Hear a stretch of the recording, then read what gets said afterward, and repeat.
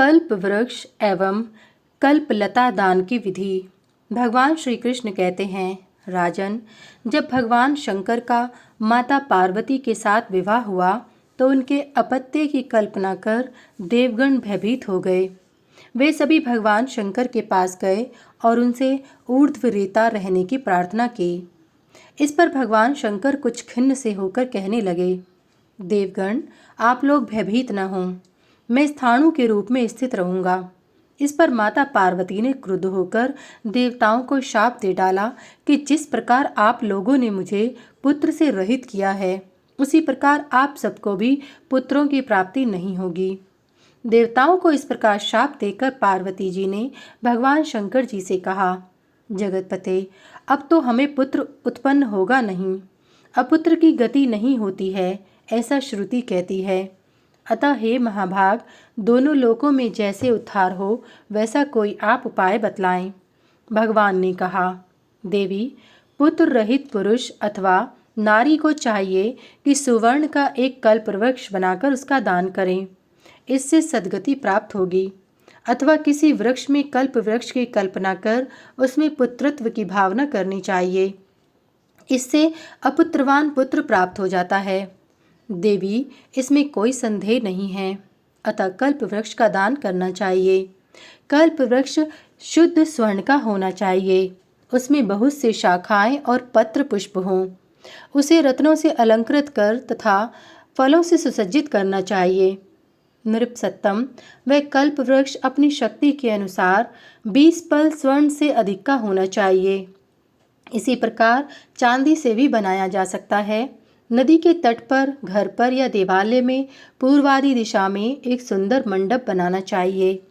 मंडप 10 हाथ प्रमाण का होना चाहिए। 10 हाथ की वेदी भी निर्मित करनी चाहिए। मंडप के अग्निकोण में मेखला युक्त प्रमाणिक एक अग्निकुंड भी बनवाएं।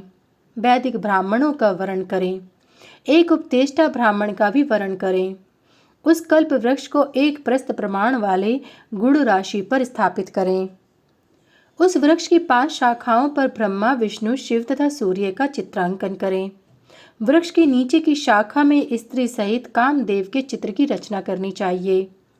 कल्प वृक्ष के पूर्व भाग में नमक के ऊपर संतान वृक्ष को स्थापित करें और संतान वृक्ष पर गायत्री की स्थापना करें। कल्प वृक्ष के दक्षिण भाग में घृत के ऊपर श्री देवी के साथ मंदार नामक देव वृक्ष की स्थापना करें। इसी प्रकार उसी वृक्ष के पश्चिम भाग में जीरा के ऊपर उमा के साथ पारिजात वृक्ष की और उत्तर दिशा में तिलों के ऊपर सुरभि गौ के साथ हरिचंदन वृक्ष को स्थापित करें। पुनः रेशमी वस्त्र से वेष्टित ईंख, पुष्पमाला और फलों से संयुक्त 8 पूर्ण कलशों को चारों ओर स्थापित करें। अग्नि प्रणयन करके वृक्षों का अधिवासन करें। अनेक प्रकार के धान्य तथा भक्ष्य भोज्य नैवेद्यों को भी स्थापित करें। चारों ओर दीपमाला प्रज्वलित कर दें। अनंतर कल्प वृक्ष की पूजा कर प्रार्थना करें, हे कल्प वृक्ष, आप देवताओं की इच्छा को पूर्ण करने वाले हैं, इसलिए आपको काम वृक्ष कहा गया है। मैंने भक्तिपूर्वक आपकी पूजा की है, आप मेरे मनोरथों को पूर्ण करें। इस प्रकार पूजा करने के बाद रात्रि में महोत्सव पूर्वक जागरण करें। ब्राह्मण हवन करें। सभी स्थापित देवताओं को हवन से आप यायित करें। प्रातः काल उठकर स्नान आदि कर श्वेत वस्त्र धारण कर शुभ मुहूर्त में उस कल्प वृक्ष का दक्षिणा के साथ दान कर देना चाहिए। कल्प वृक्ष की 3 बार प्रदक्षिणा कर प्रणाम करें और इस मंत्र का उच्चारण करें, हे कल्प वृक्ष, आप प्रचुर मात्रा में अर्थ प्रदान करने वाले हैं, आपको नमस्कार है। देव, आप विश्व का भरण पोषण करने वाले विश्व मूर्ति हैं, आपको प्रणाम है। सनातन, चूंकि आप विश्वात्मा, ब्रह्मा, शिव, दिवाकर, मूर्त, अमूर्त तथा इस चराचर विश्व के परम कारण रूप हैं, अतः मेरी रक्षा कीजिए। इस प्रकार आमंत्रित कर उस कल्प वृक्ष को गुरु को समर्पित कर दें एवं 4 संतान आदि देव वृक्षों को ऋत्विजों को समर्पित करें। इस विधि से दान करने वाला सूर्य के तेज के समान कांतिमान अप्सराओं से परिव्याप्त किंकणी जाल से अलंकृत सुंदर विमान पर चढ़कर सभी बाधाओं से रहित निर्विघ्न इंद्रलोक को जाता है। पुण्य कर्म के समाप्त होने के बाद वह पुनः पृथ्वी पर आकर श्रोत्रिय कुल में उत्पन्न होता है तथा पराक्रमी विद्वान यज्ञकर्ता एवं धार्मिक राजा होता है।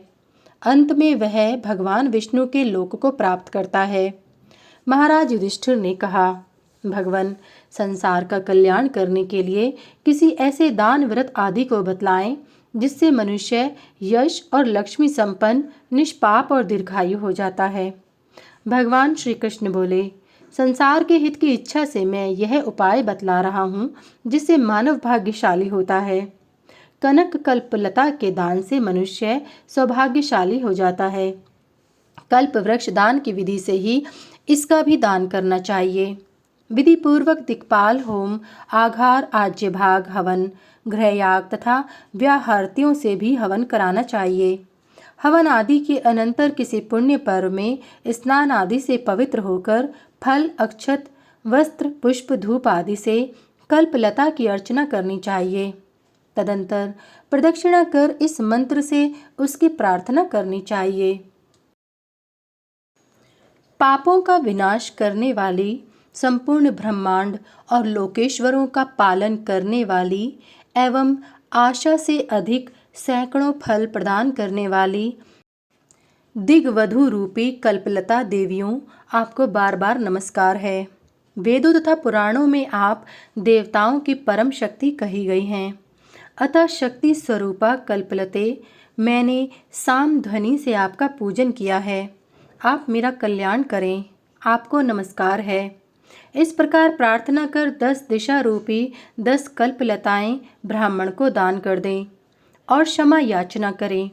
इस विधि के अनुसार दान करने वाला इस लोक में विजयी, धनवान और पुत्रवान होता है।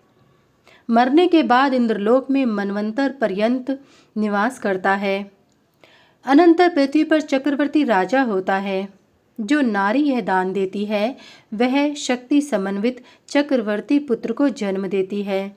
जो इस कल्पलता के दान को देखता है, अनुमोदन करता है अथवा इस महात्म्य को सुनता है, वह भी मुक्त हो जाता है।